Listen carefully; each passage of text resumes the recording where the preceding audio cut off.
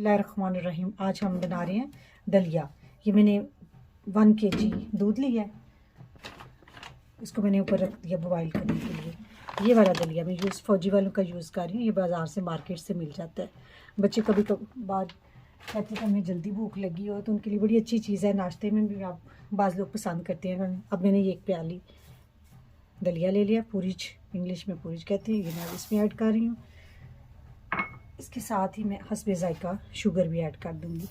अब मैं सिर्फ इसको 15 मिनट बनाऊँगी और ये 15 मिनट पे बन जाएगा।